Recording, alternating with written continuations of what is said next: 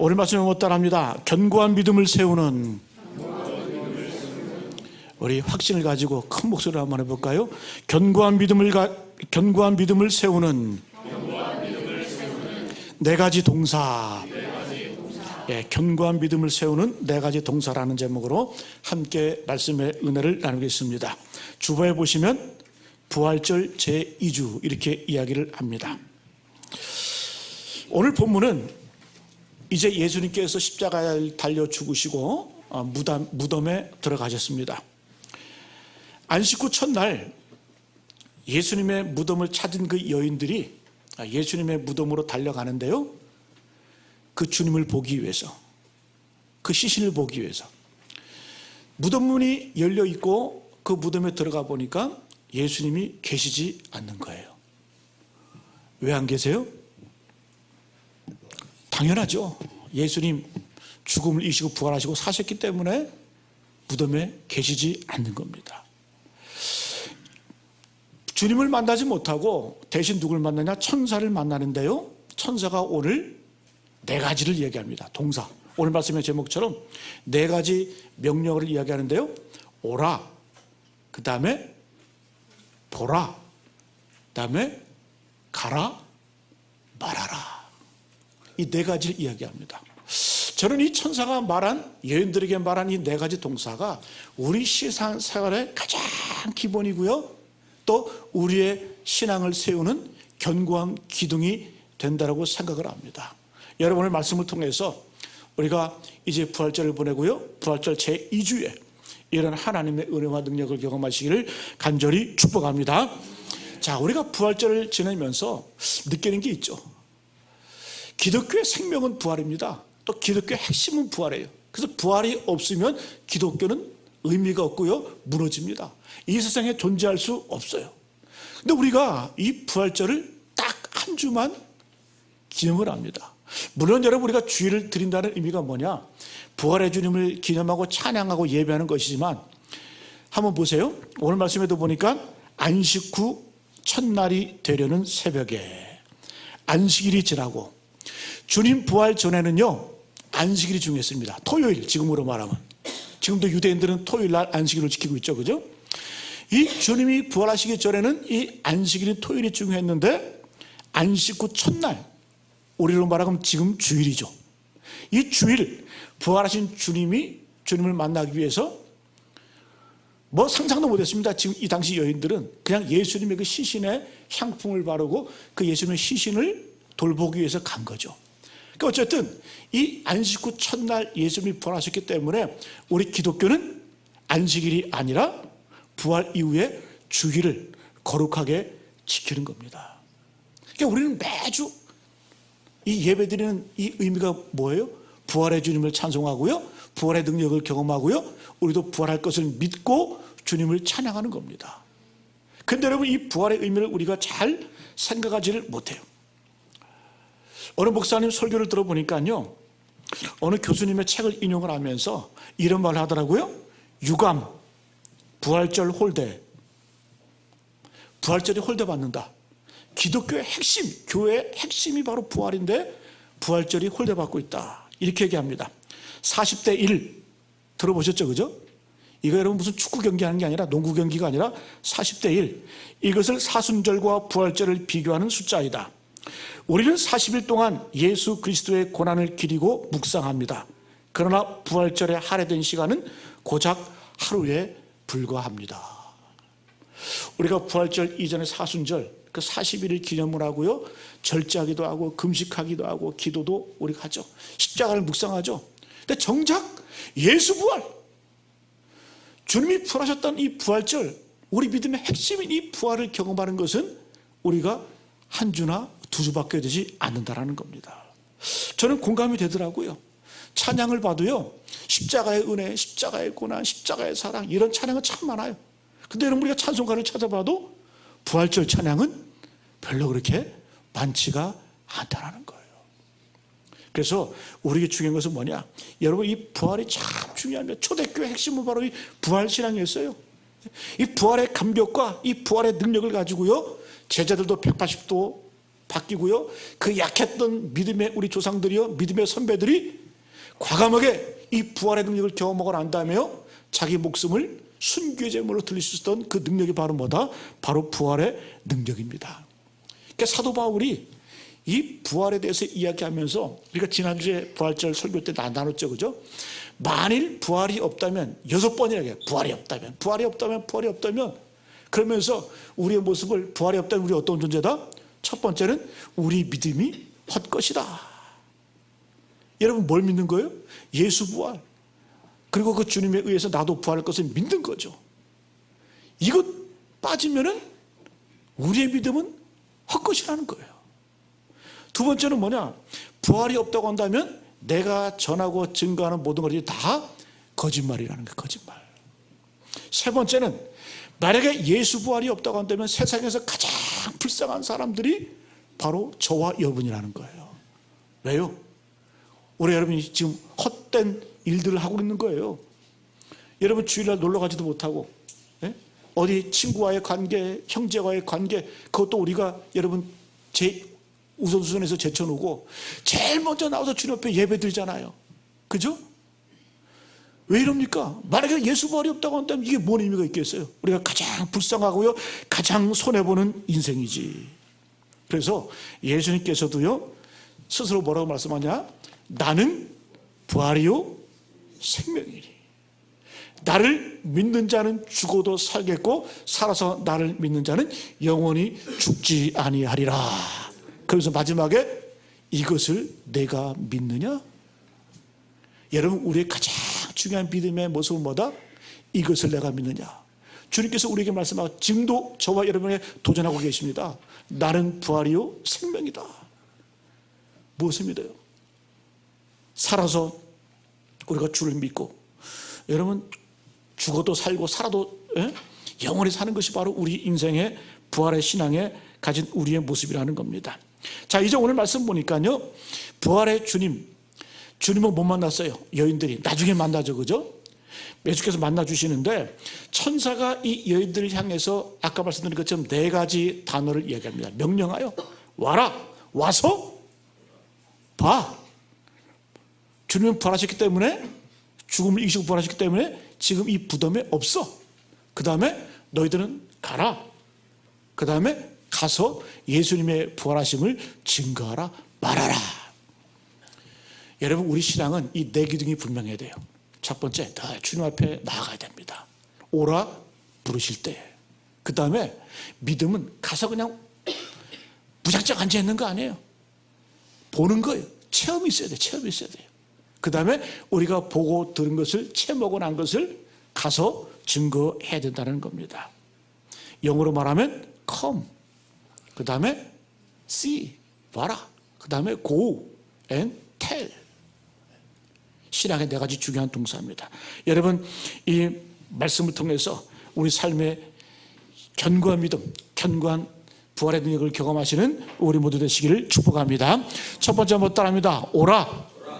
주님께서 우리에게 분명히 말씀해요. 오라 말씀하세요. 오라. 오늘 여러분 말씀해 보니까 6절에 그가 여기 계시지 않고 그가 말씀하신 대로 살아나셨느니라. 말만 한 것이 아니라 천사가 와서 그가 누우셨던 것을 보라. 제일 먼저 와서 오라는 거예요. 여러분 우리가 제일 중요한 것은 뭐냐? 부활의 주님 앞에 나아가야 됩니다. 부활절을 영어로 뭐라 그럽니까? 서양 문화권에서는, 서양 국가들은 이 부활절 절기 큰 휴가이고요, 크게 기념을 합니다. 이스터. 동쪽을 상징하는 이스터에다가 사람을 상징하는 이스터. 근데 이 이스터의 유래를 어떤 사람이 이렇게 얘기합니다. 이방 종교인 이 봄의 여신의 이름을 따서 이스터라고 지었다. 이건 맞지 않는 말이에요. 이스터는 그런 의미가 아니고요. 이스터는 새벽을 상징합니다. 동쪽에서 동이 트잖아요, 그죠? 그래서 새벽을 기다리는 사람을, 예수 부활을 기다리는 사람들을 이스터라고 하는 거예요. 이스터. 그래서 여러분 우리의 신앙은 가장 중요한 기본이 뭐다? 새벽을 기다리는 그 여인들처럼 예수 부활을 증거할 수 있는, 예수 부활의 능력을 경험할 수 있는 이러한 사람들이 지키는 절기가 바로 이스터 부활절 절기입니다. 제일 먼저 오늘 여러분 천사는 이 여인들에게 뭐라? 오라, 와, 와, 무덤 안으로 들어와라. 들어오라는 거예요. 여러분, 오라고 부르실 때 우리가 오는 것이 참 중요합니다.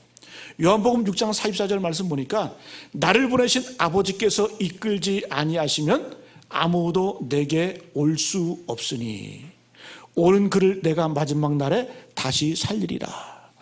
여러분, 이 자리에 앉아 계신 여러분들, 여러분들의 자의적인 판단으로요, 여러분들의 자발적인 의도를 가지고 오신 것 같죠? 성경은 그렇게 말하지 않습니다. 여러분들 이 자리에 앉아 계신 이 모습은 나를 보내신 아버지께서 이끌지 아니하시면 아무도 내게 올 수 없느니라. 하나님 여러분을 부르신 거예요. 그 부름, 오라는 그 초청에 여러분이 응답하시는 거예요. 여러분, 우리가 아무리 전도를 해봐도요, 저도 지금까지 30년 넘게 전도 하는 친구가 있어요. 가끔 통화할 때마다 교회 나가라, 교회 나가라. 근데 정말 씨가 안 맥혀요. 말을 던지잖아요? 그럼 느낌이 뭐냐면 뭔가 좀 막 벽에다 대고 얘기하는 것 같아요. 그냥 튕겨져 나와. 여러분, 우리가 인간의 노력으로 믿음이 믿어지는 거 아니에요. 믿음은요, 하나님께서 부르시고요, 하나님께서 그 믿음을 주셔야지 믿어지는 거예요. 믿어지는 거예요. 그 주님 말씀하셨잖아요. 나를 보내신 아버지께서 이끌지 아니하시면 아무도 내게 올 수 없다. 여러분, 우리의 하나님께 받은 이 은혜, 이 초청의 은혜가 얼마나 대단합니까? 얼마나 위대합니까? 그 저와 여러분들이 이 자리에 앉아 계신 것 아무나 오는 것 아닙니다. 근데 주님, 온 분들에게 뭐라고 말씀해요? 오는 그를, 이 자리에 오는 그를 내가 마지막 날에 다시 살리리라. 할렐루야. 오는 그들을 내가 마지막 날에 다시 살리리라. 여러분께서 우리가 늘 하나님의 부르심, 예배 초청, 은혜 자리에 초청, 기도에 초청할 때 오라 부르실 때 우리 주님 앞에 나아가는 것이 그것이 복인 줄로 믿습니다. 미국 같은 데는 그렇게 얘기를 해요. 뭐 대부분 물어보면 당신 종교가 뭡니까? 그러면 크리스찬이라고 그래요. 교회도 안 나가면서 크리스찬입니다. 크리스찬입니다. 그걸 뭐라고 말하냐? 문화 그리스도인, 문화적인 그리스도인. 그냥 자기 어떤 인생의 교양 정도로 생각하는 그리스도인. 이런 말도 있습니다. CEO 크리스찬, CEO 크리스찬. 무슨 사장, 오너 그거 얘기하는 게 아니고 CEO는 뭐냐? C는 크리스마스, E는 이스터, 오니 CEO. 그러니까 여러분, 미국에서는 교회는 나가긴 나가는데 크리스마스 때만, 그 다음에 이스터, 부활절 때만 온리 나가는 성도들을 뭐라고 말해요? CEO 크리스찬이라고 말을 합니다. 물론 그때 나가는 것도 참 중요해요. 근데요, 이 CEO 크리스찬, 크리스마스와 부활절에만 오는 성도들의 최대 약점이 뭔 줄 아세요? 신앙의 깊이를 경험하지 못합니다. 우리가 신앙생활 할 때요, 우리가 여러분 처음에 믿기 시작할 때 가장 믿기 힘든 게 뭐였어요? 첫 번째는 예수님의 동정녀 탄생. 동정녀는 처녀 아닙니까? 어떻게 처녀의 몸에서 아기가 탄생합니까?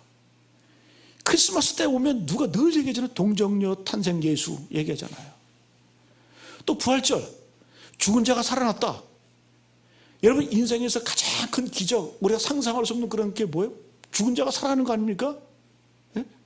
근데 우리가 크리스마스 때하고 부활절만 오면요, 딱 두 가지 얘기만 듣습니다.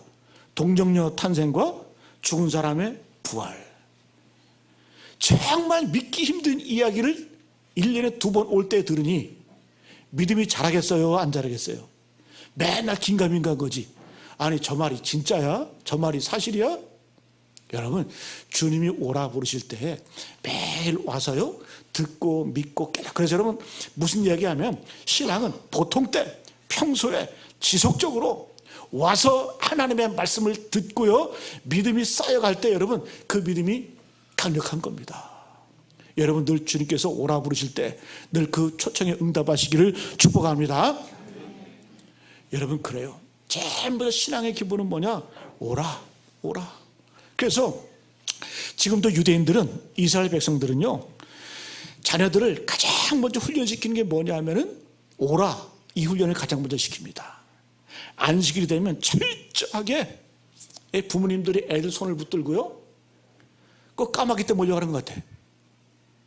막 여러분 캐나다나 뉴욕 같은 데 한번 보세요. 토요일 안식일만 되면 무슨 시커먼 입은 사람들이 그냥 때로 몰려가는데, 무슨 그게 철저하게 이렇게 훈련시키는 거예요. 3대 절기 때는 예루살렘으로 가고요, 1년에 3차례씩 안식일에, 또 매주 안식일에 지키면서 회당에 가서 하나님께 예배합니다. 여러분, 올 때에 역사가 나타나는 겁니다. 부딪혀야, 만나야. 여러분, 주님 말씀하셔서 제가 아까 읽어드린 말씀처럼 요한복음 6장 44절, 나를 보내신 아버지께서 이끌지 않으시면 아무도 내게 올 수 없으니 오는 그를 내가 마지막 날에 다시 살리리라. 어떤 자가 살아난다고요? 오는 자들. 오는 그를 내가 마지막 날에 다시 살리리라. 여러분, 안 오면, 오지 않으면 아무런 반응이 없고요, 아무런 일도 일어나지 않습니다. 화학 반응도요, 부딪혀야 화학 반응이 일어납니다. 영적인 경우도 말씀과 만나고, 하나님과 만나고, 기도와 만나고, 예배와 만날 때 여러분 신앙생활에 변화가 나타나는 거예요. 여러분, 우리가 왜 이렇게 신앙생활이 무기력하고 변화가 없을까요? 아직까지 오는 훈련이 되지 않았기 때문에 신앙생활에 변화가 없는 거예요. 우리 늘 기도하면서 그런 얘기 하잖아요. 주님, 우리 삶의 변화를 허락하여 주옵소서. 우리 삶의 능력을 허락하여 주옵소서. 우리 삶의 기적과 능력 주님 허락하여 주옵소서. 아니, 안 오는데 무슨 기적이 나타납니까? 만나면 없는데 어떻게 여러분 능력이 나타납니까? 만나고 와야지. 그래서 여러분, 천사가 제일 먼저 하는 얘기가 뭐냐? 거기 서 있지 말고, 내가 하는 말 듣지 말고 와서 보라는 거, 오라는 겁니다. 저는 지금도 감사한 것은 뭐냐 하면, 저는 고3 때도 주일을 한 번도 빼지 않은 것 같아요. 주일을 한 번도 빼먹지 않은 게 아니라 아예 성가대를 한 번도 빼먹지 않은 것 같아요. 고3 때. 저와 같은 시대를, 고등학교 시절을 보낸 분들은 아실 거예요. 우리 때는요, 학원도 없었죠. 과외라는 것도 있는 애들만 몰래, 왜냐하면 공식적으로는 과외는 금지되었기 때문에. 그래가지고 주로 어디 있었냐? 학교에 있어요. 학교. 고등학교 때 생각나는 게 뭐냐면 3월 2일 날 입학식했거든요. 3월 3일부터, 1학년 때부터 3월 3일부터 10시까지 학교에서 잡아두더라고요. 그러니까 학교 생활이 고등학교 생활의 전부였어요. 참 왜 그랬는지 모르겠어요. 그런데 이제 고 1, 2, 3학년을 다 그렇게 여러분 우리 10시까지 학교에다 잡아놨거든요. 근데 3학년 때는 더 심해요. 3학년 때는 아예 주일까지 학교로 오라고, 토요일 주일까지 학교 오라고 그래가지고 하루 종일 학교에서 공부시켰습니다. 보충 수업도 하고요. 근데 그 당시에 우리 친구들하고 저도 이게 기억이 납니다. 우리 예수 믿는 애들은요, 학교에서 이렇게 문서를 써가지고 허가를 받아요. 허가를 받아가지고 주일 오전은 교회 나갈 수 있게. 그래서 주일 아침에 교회 나가서 우리 성가대 하시는 것처럼 성가대 하고요, 그리고 점심 먹고 이제 학교로 가는 거예요. 오후에 가서 할 걸 뭐 할 학교를 가는지 모르겠어요. 그냥 오래니까 가는 거죠.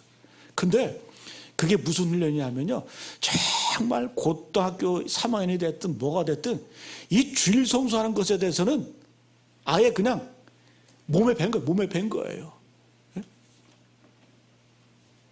근데 그 훈련이요, 얼마나 지금의 믿음을 지탱하는지 모르겠어요. 그때 그렇게 신앙생활 했던 친구들 보면요, 지금 이제 50이 넘고 50 중반을 향해 달려가는데 정말 이 사회에서 얼마나 귀하게 쓰임받고요, 하나님 명에서 쓰임받는지 몰라요. 그런데 그거 무시하고요, 주일 무시하고 주일 우습게 여기고요, 아유 하루 빠져도 되겠지, 하루 하나님께 예배 안 드려도 되겠지, 다음에 들으면 되겠지. 늘 그 모양이에요. 늘 그 자리에 머물러 있어. 아무런 변화가 없어. 수십 년을 지켜오면서 제가 경험한 게 뭐냐면, 정말 여러분 우리가 목숨 걸고 주일을 지키고요, 목숨 걸고요, 예배를 우리가 사수하면요, 하나님께서 우리를 책임져 주세요. 한번 따라해 볼까요? 내가 하나님의 일을 하면 하나님이 내 일 책임져 주신다. 놀라운 신비예요. 여러분, 내가 내 인생 책임지려고 그러면 그저 그런 인생밖에 살지 못합니다. 그런데요, 내가 주님의 일을 감당하고요, 주의 일에 책임감을 가지고 살잖아요. 그러면 놀랍게 하나님께서 내 일을 책임져 주시는데 내가 상상할 수 없는 그런 복과 은혜로 인도를 해 주십니다. 여러분, 신앙생활의 가장 큰 훈련이 뭐다? 제일 기본, 오라 부르실 때 주님 앞에 나가는 겁니다. 어떤 분은 그런 얘기 하더라고요. 어떤 분은 주일 예배도 안 빠지고 뭐 일주일 동안 예배 새벽기도 한 번도 안 빠지더라고요. 왜 안 빠지냐고, 왜 그렇게 믿냐고 물어보니까 뭐 어떤 분은 그런 얘기 하잖아요. 내가 없을 때 부흥이 일어날까 봐. 내가 없을 때 부흥이 일어날까 봐 못 빠지겠다는 거예요. 못 빠지겠다는 거예요. 내가 없을 때 하나님의 역사가 나타날까 봐, 내가 없는 예배에 하나님의 은혜가 임할까 봐 나는 빠지지 못하겠다는 거예요. 여러분, 1907년에 평양에서 대부흥운동이 일어났어요. 우리 한국교회도요, 남쪽에도요, 대부분의 영향 있고 힘 있는 교회들이요, 평양에서, 북한에서 6.25 때 내려온 분들이 세운 교회들이 한국교회 주축을 감당했습니다. 남쪽에는 별로 그렇게 신앙했던 그 활력이 그렇게. 그래서 여러분, 평양을 뭐라 그래요? 예루살렘이라고 해요. 동방의 예루살렘이라고 그렇게 평할 정도로. 그때는 평양 대부흥 1900년 일어날 때 제일 안타까운 사람들이 어떤 사람일까요? 그 부흥을 경험하지 못했던 사람들. 그리고 여러분, 장대인교회에서 시작을 했는데, 내가 장대인교회 교인이었는데 그 부활의 경험을 그 부흥의 능력을 경험하지 못한 사람 가장 아쉬웠을 것 같아. 왜? 그 현장이 없었기 때문에. 여러분, 신앙은요, 고지식하게 미련스럽게. 그래서 세상이 여러분 우리를 향해서 미련하다고 말하잖아요. 미련하다고 말하잖아요. 그러나 미련한 길을 걸어갈 때요, 최후 승리가, 하나님의 능력과 은총이 우리 가운데 임하게 될 줄로 믿습니다. 신앙생활의 제일 기본은 모이기를 힘쓰는 거예요. 말세의 특징이 뭐냐? 자꾸 사단 마귀가 우리를 유혹하는데 모이기를 패하는 어떤 사람들의 습관과 같이 하지 말라. 자꾸 모이지 말자 그래요. 뭐 그렇게 극성스럽게 모이냐? 그러나 여러분, 모일 때 힘이 있거든요. 초대교회 모습 보세요. 날마다 마음을 같이하여 성전에 모이기를 힘썼다. 그 집에서 떡을 떼며 순전한 마음으로 음식을 먹었다. 초대교회는 두 날개예요. 성전에 모이기를 힘썼고요, 또 교우들이 집에서 떡을 떼며 함께 예배하고 찬송했어요. 이 두 날개가 함께 가는 거예요. 함께 가는 거예요. 그랬더니 사도행전 2장 47절 말씀, 주께서 구원받는 사람을 날마다 더하게 하시니라. 날마다 더하게 하시니라.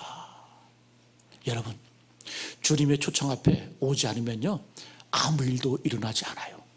조용해요. 우리 인생도 마찬가지예요.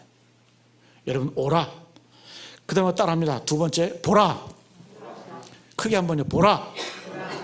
우리 와서 그냥 있는 것이 아니라 보는 거예요. 체험하는 거예요. 살아계신 하나님을 만나는 거예요. 6절 하반절에 보니까 와서, 그러면서 그가 누우셨던 것을 보라. 그가 누우셨던 것을 보라. 예수님께서는 안 계시지만 부활해서 이제 우리 인간의 어떤 그 뭔가 다른 몸을 가지고 이동하셨지만 천사가 뭐라는 거예요? 와서 이 부활의 증거를 보라는 거예요. 체험하라는 거예요. 보았더니 아무것도 없었죠. 빈 무덤. 그러나 그것을 보라는 거예요. 여러분, 우리가 끊임없이 우리의 믿는 것에 대해서, 신앙에 대해서 늘 우리가 질문을 던져야 돼요. 자, 기독교와 다른 종교의 차이점이 뭘까요? 많은 것들이 있지만 기독교와 다른 종교의 차이점이 뭐냐면요, 중요한 게 하나 있어요. 기독교는 비평을 허용합니다. 그럼 다른 종교는 비평을 허용하지 않아요. 여러분, 불교 신자들이 자기가 믿는 이 불교 비평하는 거 보세요. 자기가 노력하고 자기가 하면 되는데, 이슬람, 무슬림들이 이슬람의 교리에 대해서 비평하는 거 봤어요? 바로 참수자입니다. 바로 죽여요. 그래서 기독교는요, 기독교의 역사 가운데 신기한 게 뭐냐면 비평과 질문을 통해서 자라고 성장했어요. 가룟 유다가 예수님의 부활을 믿지 못했잖아요.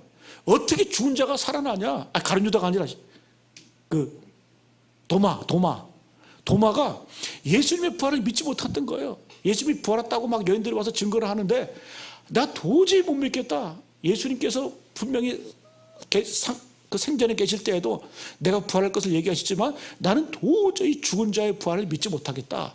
그래서 뭐라고 말해요? 내가 예수님의 그 못 박힌 손, 그리고 예수님의 그 창자국 난 그 옆구리에 손을 대보지 않으면, 내가 보지 않으면은 나는 도저히 믿지 못하겠다. 근데 여러분, 이런 질문이 중요한 거예요. 비평을 위한 비평이 아니라 정말 내가 진지한 마음으로 그 주님의 부활을 경험하고 싶다는 이 질문을 던질 때 주님 뭐라고 말씀해요? 도마에게 다가오셔서 도마야 이리 와. 그래서 뭐라고 말씀해요? 내 손을 만져보고 내 옆구리에 창자국 거기에 손을 한번 넣어봐. 그때 여러분 도마가 꼬꾸라지죠. 여러분, 예수님께서는 도마의 그 질문, 어떻게 죽은 자의 부활을 내가 어떻게 믿냐, 그것이 어떻게 가능하냐, 그 여러분 외면하지 않으시고요, 책망하지 않으시고요. 여러분께서 우리가 예수님 믿을 때요, 질문을 던지는 게 참 중요합니다. 때로는 교회에 대해서 비판하는 것도 중요해요. 근데 그 비판이 정말 비판을 위한 비판이 아니라 내가 정말 진실되게 알고 싶고요, 진실되게 살고 싶었던 그런 마음을 가지고 비판하고 비평하고 질문하면요, 믿음이 성장합니다. 초대교회 때요, AD 4세기에 보게 되면 유명한 논쟁이 있죠. 아리우스 학파와 아타나시우스 그 학파가 논쟁을 하는데 예수님의 신성에 대해서 치열하게 싸웁니다. 물론 여러분이 아타나시우스의 어떤 그 교리가 승리를 했지만요, 그 과정을 통해서요, 그 과정을 통해서 삼위일체 교리가 확립이 됩니다. 그러니까 우리가 믿는 이 믿음의 도리들, 교리들은요, 그냥 서진 것이 아니라 끊임없는 비평과 질문과 이런 도전을 통해서 성장하는 거예요. 여러분, 믿어지지 않으시죠? 주님 앞에요, 진실한 마음으로 주님, 내 믿음 없음을 주님 도와주십시오. 그러면 하나님께서 정말 은혜 가운데요, 믿음이 어느 생각 모르게 믿음이 생겨요. 믿음이 오는 거거든요. 여러분, 저도 정말 철저하게 이런 비평 고민한 적이 있었어요. 대학교 1학년을 딱 들어가니까요, 전공이 철학 아닙니까? 철학. 1학년 딱 들어가고 나니까 고등학교까지는 기독교밖에 몰랐어요. 예수밖에 몰랐어요. 예배밖에 몰랐어요. 뭐 신앙의 도전이야 이런 게 전혀 없었어요. 그런데요, 대학교 딱 들어오고 나니까 유교, 불교, 도교 이런 것들을 공부하고 나니까 쭉 계속 공부하고 나는 이 과정, 동서양 철학 사상들을 공부하고 나가면서 우리 기독교보다 더 훨씬 더 세련되고 더 논리적이고 더 합리적이고 그런 이 세상의 종교들, 논리들이 참 많은 거예요. 그러면서 흔들리기 시작하는 거예요. 근데 그 과정이 참 중요하더라고요. 흔들림이 있어야 여러분 견고해지는 거예요. 여러분, 세월이 지나면서요, 그런 수많은 믿음의 도전, 이성적으로, 사상적으로, 종교적으로 그런 도전이 오고 난 다음에 내 믿음이 더 견고해지더라고요. 신기한 건 뭔지 아세요? 정말 내가 진실한 마음으로 진리를 탐구하다 보니까요, 남의 것들을 공부하다 보니까 내 것이 더 소중해 보이는 거 있죠. 흐지부지 되는 것이 아니라. 여러분, 우리 믿음도 마찬가지입니다. 내가 믿음의 도리에 대해서 여러분 의심 없이 무작정 믿는 그것도 복되다고 주님 말씀하셨죠, 그죠? 그러나 내가 의문이 있고요, 신앙에 도전이 있으면 주님 앞에 물으세요. 또 목사에게도 물으세요. 예? 그런 끊임없는 도전과 어떤 흔들림을 통해서요, 우리의 믿음이 견고하게 세워져 나가는 겁니다. 대신 어떤 마음으로요? 의도를 가지고 묻지 마시고요, 믿음을 가지고, 진실한 마음을 가지고요, 정말 진정한 마음으로 나아갈 때 하나님께서 우리의 믿음을 도와주시는 줄로 믿습니다. 의외로 많은 사람들이요, 기독교를 비평하다가 진짜 기독교인 된 사람은 참 많아요. 예를 들어볼까요? 그런 사람들 많지만 A.J. 제이콥스라는 분이 계세요. 이분이 누구냐면 그 미국에 가보면 그 잡지 가운데 에스콰이어, 패션 잡지 편집장인 분이었는데, 제이콥스라는 분이. 근데 이분이 예수를 정말 영접하고 난 다음에 이런 책을 썼어요.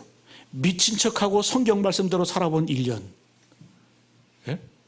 영어 원제목은 제가 잘 모르겠는데 미친 척하고 성경 말씀대로 살아본 1년. 여러분 한번 책 사서 한번 읽어보세요. 번역되어 있어요.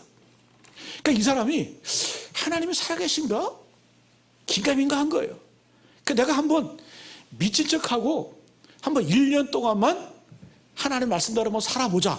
그러니까 성경에서 나오는 그 모세오경에는 613가지 계명이 있잖아요. 그죠? 거기에다가 더해가지고 700가지 계명을 스스로 딱 정해놓고요. 1년 동안 이 말씀대로 한번 살아본 거예요. 그러니까 이분이 어떻게 살았냐면 성경 시대로 거슬러 올라가서 수염도 길렀대요. 그러니까 수염도 길러가지고 오해를 사가지고 테러리스트 아닌가. 네? 그 오해도 사람들도 있었고 또 자기가 십계명을 정말 신실하게 지켰대. 그리고 그 십계명을 어기는 사람들에게 십계명을 어기면 어떻게 돌 던졌잖아요. 그 자기가 돌도 던져봤대. 십계명 어기는 사람한테. 자기도 지키면서. 또 안식일을 너무 철저하게 지켜가지고요. 자기 아내한테 미움도 샀대. 예? 욕도 먹고 가족들한테. 그 이분이 어떤 일을 했냐면 자기가 아예 직접 비행기 타고 이스라엘 지역까지 날아가가지고요. 그래서 직접 양도 쳐봤다는 거예요. 그냥 말씀대로 제가 살아본 거예요. 말씀대로 살아본 거예요. 1년 동안. 그랬더니요. 의심이 사라지고요. 어느샌가 모르게 정말 기쁨이 느려지더라는 거예요. 감사가 넘쳐나고요. 근데 이분은요. 어떻게 믿은 거예요? 정말 진실한 마음으로 의심을 가지고 질문을 가지고요. 한번 말씀이 진짜인가 아닌가 살아본 거예요. 살아보니까 역사가 나타나고요. 믿음이 견고해지는 거예요. 여러분 우리가 잘 아는 그 배너, 그 영화로도 나왔지만 그죠? 그 배너를 쓴 사람이 루 월레스라는 사람이니까 월레스. 근데 이분이 그 예수님의 어떤 그러한 사건의 엉터리다, 가짜다, 예? 이런 걸 주장하다가 진짜 예수님 믿고 만든 영화가 배너 아닙니까? 우리 한국에도 그 우리 조정민 목사님, MBC 예전에 그 아나운서 했던 분 계시죠. 조정민 목사님. 지금 이제 은퇴하셨는데.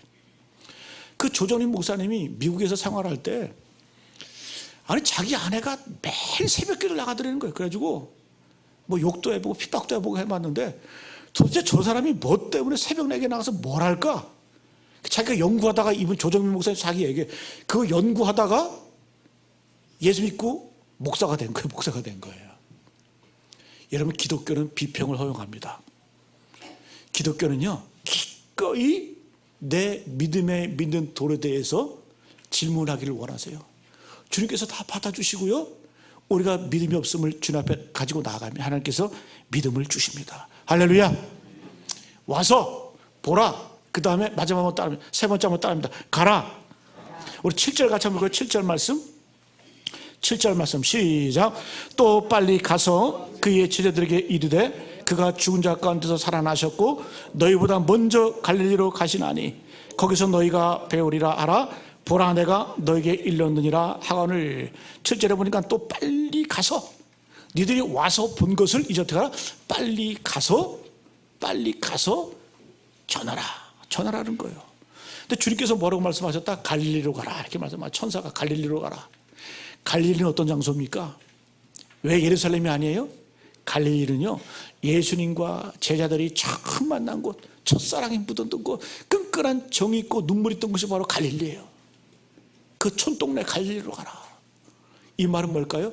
주님께서 아직도 우리를 사랑하시고 우리를 기억하고 계신다라는 겁니다. 기독교는 와서 보는 것도 중요한데요 가는 것도 중요해요. 가는 거야. 빨리 가라. 그 예수님의 마지막 지상 명령이 뭡니까? 오늘 우리가 28장을 읽었는데 마지막에 보면 너희는 가서 모든 민족을 제자로 삼아 너희는 가서 모든 민족을 제자로 삼아 아버지와 아들과 성령 이름으로 세를 베풀고 내가 너에게 분봉으로 가르쳐 지키게 하라. 가라는 거죠. 가라는 거죠. 갈 때 여러분 능력이 나타나는 겁니다. 그래서 교회는 모이는 것도 오는 교회 그 다음에 가는 교회 두 가지가 존재합니다. 오고 가는 거예요. 오고 가는 거예요. 예? 덩어리를 쓰면 안 돼. 덩어리를 쓰면 돼. 어떤 분이 그런 얘기 하더라고요. 교회는 미사일 발사대다. 예? 그래서 여기서 무장을 하고 난 다음에 밖에 나가서 미사일을 발사하는 거예요. 근데 여기서 터뜨리면 어떻게 돼요? 그걸 자폭이라고 말해요. 자폭. 예?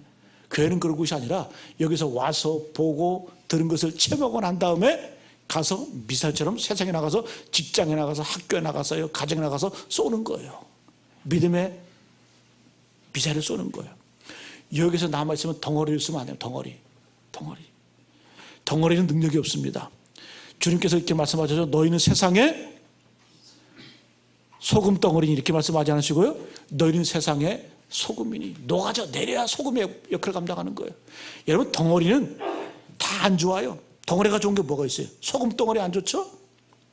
암 덩어리 안 좋죠? 살 덩어리도 안 좋죠? 근육 덩어리는 좋아요? 여러분 사람은 적당히 기름이 있어야 면역도 생기고요 저면역도 있는 거예요. 의외로 운동선수들이 근육만 있어가지고 면역이 떨어가지고 병이 걸리는 경우가 많이 있어요. 뭐 개실염 같은 거 그죠? 덩어리 있는 거 좋지 않아요.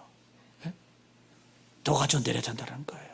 여러분 능력 받고요 담대하게 제들처럼 나가시기를 축복합니다. 네 번째는 말하라. 말하라. 빨리 가서 제들에게 이르되 이 말은 말하라는 얘기죠. 성경은 우리를 뭐라고 말하냐? 증인이라고. 증인은 뭡니까? 보고 들은 것을 그대로 말하는 사람들이 증인이에요. 성경은 우리에게 학자라고 말해요. 학자는 누굽니까? 학자는 자기가 연구하고요 자기가 경험한 것을 말하는 사람은 학자예요. 그러나 성경은 우리를 뭐라고 말하냐? 증인되라. 보고 들은 것을 그대로 말하는 사람을 증인이라고 말하는 겁니다. 여러분 우리는 하나님의 증인인 줄 믿습니다. 증인되라. 보고 들은 것을요 와서 보고 들은 것을 가서 전하는 자들입니다. 이게 바로 신앙의 완벽한 마지막 모습이라는 겁니다. 오늘 말씀 마치겠습니다. 오늘 네 가지 동사, 네 가지 기둥의 말씀을 잘 붙드시기를 축복합니다. 첫 번째는 오라, 부르실 때 가는 겁니다. 두 번째는 보라, 여기까지는 체험이에요. 체험. 그 다음에 사명이죠. 가라. 그 다음에 전하라. 이 체험과 사명이 우리 삶의 조화를 이룰 때 하나님 놀라운 사랑과 은총을 경험하게 될 줄로 믿습니다.